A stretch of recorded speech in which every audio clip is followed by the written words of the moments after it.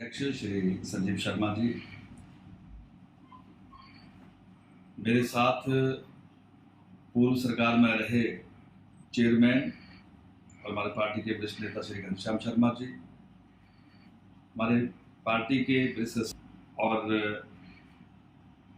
पूर्व में रहे हमारे संगठन के प्रदेश के मंत्री श्री वीरेंद्र चौधरी जी और हमारे देरा के पार्टी के प्रमुख साथी लोग। मित्रों, आज बहुत से समाचार पत्र को देखने का मौका मिला और जिस प्रकार से कांग्रेस पार्टी के लोगों ने भारतीय जनता पार्टी पर आरोप लगाए हैं, उन आरोपों को पढ़कर सच में ही लगता है कि कांग्रेस की स्थिति बहुत एक हास्यप्रद सी बन गई है। आरोप कैसे है? आरोप यह है कि भारतीय जनता पार्टी के विचार परिवार में सब अच्छा नहीं है और इसलिए लोग जो है उनके दिल्ली जा रहे हैं। मैं कांग्रेस के मित्र को यह कहना चाहता हूं कि भारतीय जनता पार्टी के लोग दिल्ली में इसलिए जा रहे हैं या इसलिए जाते हैं कि उनके पार्टी के देश के प्रधानमंत्री श्री नरेंद्र भाई मोदी जी हैं और भाजपा की समर्थित एनडीए की सरकार है और हिमाचल प्रदेश से लोग दिल्ली इसलिए जाते हैं कि उनके हिमाचल प्रदेश से भारतीय जनता पार्टी के राष्ट्रीय अध्यक्ष हैं, लेकिन वो कांग्रेस के लोगों की तरह कोलंबिया नहीं जाते हैं। मैं कांग्रेस के मित्रों से ये पूछना चाहता हूं कि हमारे लोग तो इसलिए दिल्ली जाते हैं, जो मैंने अपना स्पष्टीकरण दिया है। मैं उनसे जानना चाहता हूं कि आपके नेता कोलंबिया क्यों जाते हैं? ये प्रदेश की जनता जानना चाहती है। कुछ मित्र कह रहे हैं कि भारतीय जनता पार्टी इस आपदा में सेवा के बजाय राजनीति कर रहे हैं। हिमाचल प्रदेश की जनता यह जानती है कि इस आपदा की घड़ी में भारतीय जनता पार्टी की भूमिका क्या है। कि प्रदेश की जनता जानती है। हमने पहले भी कहा था, मैं आज भी कहना चाहता हूं कि जिस 8 और 9 जुलाई की ये आपदा हिमाचल प्रदेश में हम सब लोगों ने देखी थी, हमारा प्रदेश का शीर्ष नेतृत्व और राष्ट्रीय नेतृत्व लगातार संपर्क में नहीं थे, बल्कि प्रदेश के मुख्यमंत्री जी से भी, देश के माननीय प्रधानमंत्री, देश के माननीय गृह मंत्री और पार्टी के राष्ट्रीय अध्यक्ष जी ने संवाद करके यह विश्वास दिलाया था कि इस संकट की घड़ी में प्रदेश के साथ हम खड़े हैं, और उन्होंने विश्वास ही नहीं दिलाया था। माननीय राष्ट्रीय अध्यक्ष जी तुरंत 2 दिन के दौरे पर हिमाचल प्रदेश आए और वो बाढ़ प्रभावित क्षेत्रों में भी गए और बाढ़ पीड़ितों से भी मिले और उन्होंने स्पष्ट किया कि जो उन्होंने अपनी आंखों से देखा है, इसकी एक विस्तृत जानकारी के साथ वो देश के प्रधानमंत्री जी को अवगत करवाएंगे। और जैसे माननीय नड्डा जी दिल्ली लौटे और माननीय प्रधानमंत्री से मिले, प्रधानमंत्री जी ने तुरंत प्रदेश के इस आपदा की घड़ी में 361 करोड़ रुपए की राहत राशि ही नहीं, और भी जिस प्रकार की 15 एनडीआरएफ कंपनियां, 2 एयरफोर्स एयरक्राफ्ट, और उसके साथ ये कहा कि दिल्ली से भी एक उच्च स्तरीय अधिकारियों की टीम जो हिमाचल प्रदेश के प्रभावित क्षेत्रों का दौरा करके जो वहां की वस्तु स्थिति है उसकी पूरी रिपोर्ट के साथ जो केंद्र सरकार को अवगत करवाएगी। और हम सब जानते हैं कि 18, 19 और 20 पिछले महीने की जो जुलाई, इसी महीने की जुलाई को 15 सदस्यीय टीम हिमाचल आई थी और वो बाढ़ प्रभावित इलाकों में गई और वहां मुआयना करके वापस दिल्ली लौट गई। और इसके बावजूद अगर प्रदेश के कांग्रेस पार्टी के लोग भारतीय जनता पार्टी पर यह आरोप लगाए कि हम राजनीति कर रहे हैं और बाढ़ प्रभावित इस स्थिति से हम अब चिंतित नहीं है, तो मुझे लगता है कि कांग्रेस के लोग अभी भी अंधेरे में हैं। और अच्छा होता कि प्रदेश की कांग्रेस पार्टी के लोग एक प्रेस वार्ता करके केंद्रीय नेतृत्व का, देश के प्रधानमंत्री जी का आभार व्यक्त करते कि हिमाचल प्रदेश की इस संकट की घड़ी में जिस पर केंद्र सरकार ने अपनी भूमिका निभाई है, उसके हम शुक्रगुजार हैं। तो इसका हौसला भी मिलता और प्रदेश के प्रति और केंद्र के मन में करुणा बढ़ जाती। लेकिन यहां तो जो व्यवहार है, क्या आप मान सकते हैं कि ऐसे व्यवहार से ज्यादा मदद हो पाएगी? कम से कम पहले उनको तो थोड़ा सा नर्म होना पड़ेगा। डराकर कभी मदद होती है क्या? एक भी स्टेटमेंट, एक भी कहीं बयान कांग्रेस पार्टी का केंद्र के सरकार के प्रति जिसमें लगा हो कि नहीं, हिमाचल प्रदेश की कांग्रेस की सरकार ने केंद्र का कहीं आभार व्यक्त किया है। लेकिन मैं आपको कहना चाहता हूं, हमारी पार्टी के नेता, चाहे हमारे देश के प्रधानमंत्री, चाहे हमारे पार्टी के राष्ट्रीय अध्यक्ष है, बहुत बड़े समुद्र दिल के हैं। वो ऐसी बातों में कभी भी काम नहीं करते हैं। उनके लिए सबसे ऊपर मानवीय पीड़ा है, और मानवीय पीड़ा को ध्यान में रखते हुए जो भी हिमाचल प्रदेश के हित में होगा, वो हिमाचल प्रदेश की अपेक्षा से भी ज्यादा करेंगे। ये मेरी पार्टी का मानना है और मुझे पूरा विश्वास है। अभी आज हम समाचार पत्र में पढ़ रहे थे कि देश के सड़क परिवहन मंत्री श्री नितिन गडकरी जी हिमाचल के दौरे पे आ रहे 4 तारीख को। ये किसके कहने पे आ रहे हैं? कि माननीय प्रधानमंत्री जी के निर्देश पूर्वक और पार्टी के राष्ट्रीय अध्यक्ष श्री नड्डा जी के आग्रह पूर्वक, क्योंकि नड्डा जी का प्रदेश है और नड्डा जी का पूरा प्रयास है कि हिमाचल प्रदेश की भरपाई किसी न किसी रूप में की जाए। ये कोई कांग्रेस के या कांग्रेस के जो मंत्री, पीडब्ल्यूडी मंत्री, वो इस बात का श्रेय लेने की जो कोशिश कर रहे हैं, वो पहले अपने मुख्यमंत्री का वहां तो वो अपने आप को वो समझ लें कि मुख्यमंत्री और उनके बीच में कैबिनेट में क्या घमासान हुआ है, या अभी जो हाल में कैबिनेट हुई है, किस प्रकार के अधिकारियों के साथ तलकी हुई है।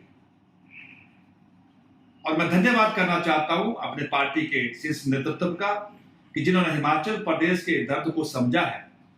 चाहे पहले राष्ट्रीय अध्यक्ष जी का हिमाचल प्रदेश में दौरा, उसके बाद सड़क परिवहन मंत्री जी का दौरा, और उसके बाद जो भी आवश्यक होगा, भारतीय जनता पार्टी हमेशा पहले से भी प्रदेश के लिए प्रयासरत रही है और आने वाले समय में भी हिमाचल प्रदेश के साथ हर संकट की घड़ी में खड़ी रहेगी। दूसरा, आज एक जिनका बयान छपा है कि हिमाचल प्रदेश के भारतीय जनता पार्टी के लोग कहते कुछ है और कर कुछ रहे हैं।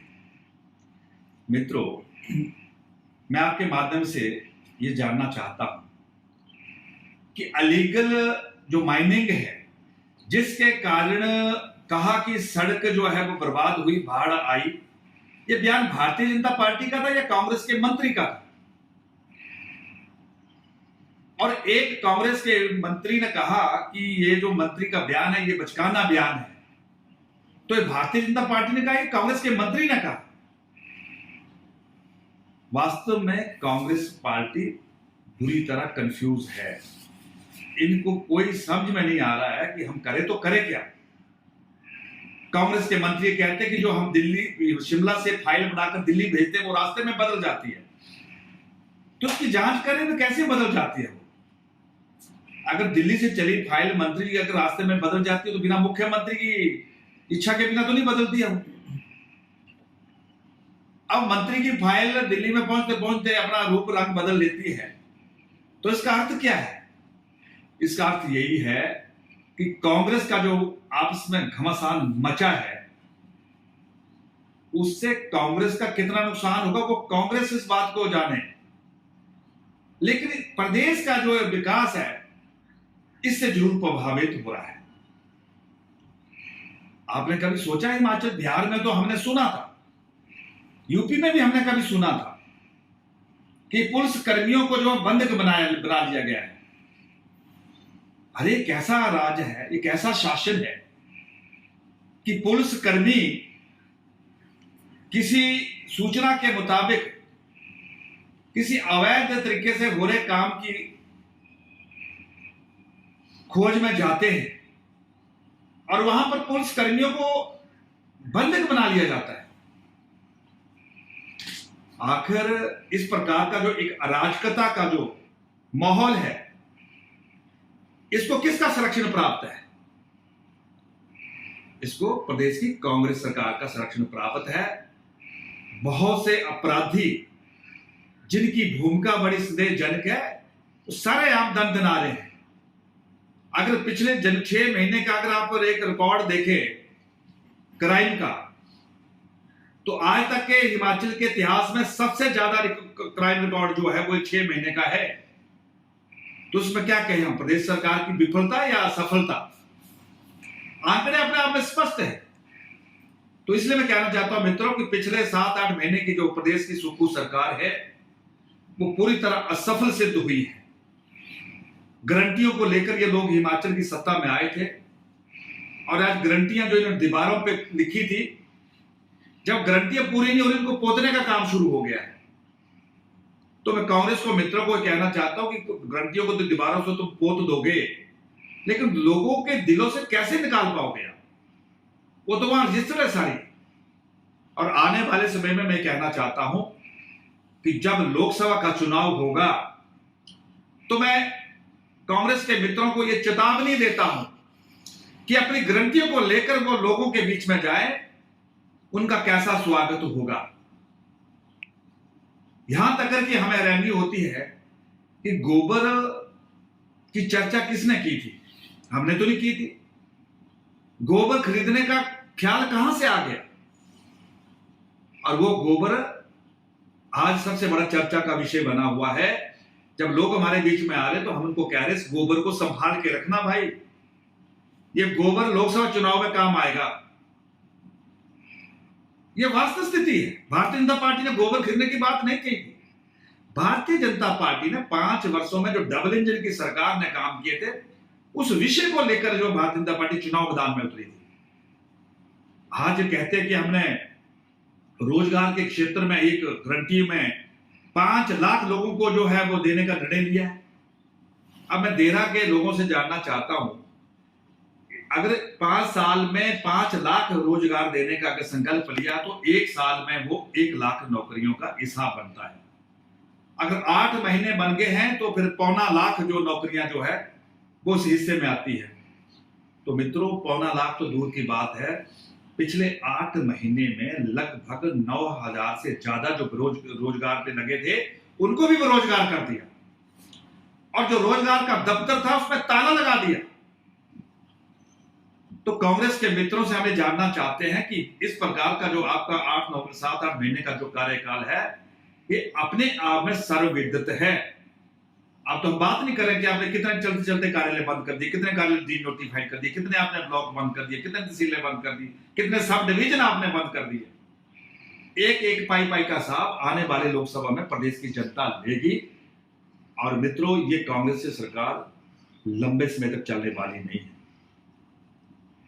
इस सरकार के हिमाचल में कभी भी प्राण निकल सकते, मैं आपको यह कहना चाहता हूं। और इनको शक है कि भारतीय जनता पार्टी के लोग ऑपरेशन लोटस की ओर आगे बढ़ेंगे। हमने पहले भी कहा और हम हर बार कहते हैं कि भारतीय जनता पार्टी को लोटस ऑपरेशन की आवश्यकता ही नहीं पड़ेगी। जिस प्रकार से अपने ही परिवार के इनके अंदर मंत्री और विधायकों में, मुख्यमंत्री उप मुख्यमंत्री के बीच में, प्रदेश कांग्रेस के अध्यक्ष के बीच में जो घमासान मचा हुआ है, अभी तो अंदर अंदर कभी भी बाहर निकल सकता है। और दुख इस बात का है कि लड़ाई सबकी होती है, लड़ाई समाप्त होनी चाहिए, लेकिन जब लड़ाई राजनीतिक क्षेत्र में और विशेषकर सत्ता पक्ष में लड़ाई ज्यादा चलती है, तो उसका असर प्रदेश के विकास पे पड़ता है। मैं आज आपके बीच में यही कहना चाहता हूं। आपके मन में कोई प्रश्न तो अपनी बात कर सकते हैं कि किसी भी राज्य में इस प्रकार की अहिंसक गतिविधियां ना हो। लेकिन मणिपुर का जो विषय है वो कोई सामान्य विषय नहीं है। हम उसको कह लें कि एक राज्य का अपना आपसी विषय है। इसके पीछे अंतरराष्ट्रीय शक्तियां जो है, हमारा जो मणिपुर है बिल्कुल म्यांमार से सटा हुआ है। और वहां मानते हैं कि दो समुदाय के बीच में ये लड़ाई है। लेकिन जिस प्रकार से इस लड़ाई को एक योजना तरीके से किसी ने आगे बढ़ाने का काम किया, वो सारी चीजें धीरे धीरे सामने आ रही है। और देश के गृह मंत्री ने भी अपने दौरे में स्पष्ट कर दिया था, और पार्टी का शीर्ष नेतृत्व भी यह प्रयास कर रहा है कि मणिपुर की हिंसा में जो क्षति हुई है उसके लिए उन्होंने स्वयं इस बात को माना है कि और अपना खेद प्रकट किया है, दुख प्रकट किया है, और जो जानने की उसमें अपनी संवेदना व्यक्त की है।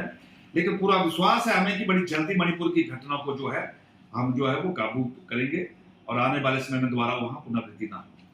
कपूर साहब, मुझे नहीं लगता कि आगे आने वाले 50 सालों में कोई दूर की उम्मीद है उस स्थान की।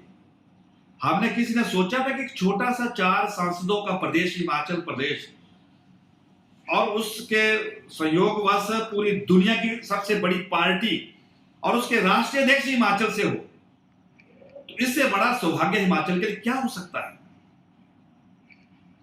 यह हम सबका गौरव है इस बात का। जो पहले ही पार्टी से बाहर था, निष्कासित था, जिसने पार्टी के खिलाफ चुनाव लड़ा या जो भी किया, और उन्होंने एक योजना तरीके से अंदर एक माहौल खराब करने का प्रयास किया, तो उसमें पार्टी में पार्टी का कोई संबंध नहीं। ठीक है। हमसे जुड़े रहने के लिए हमारे YouTube चैनल को सब्सक्राइब करें और नई वीडियो की नोटिफिकेशन के लिए बेल आइकॉन को दबाएं।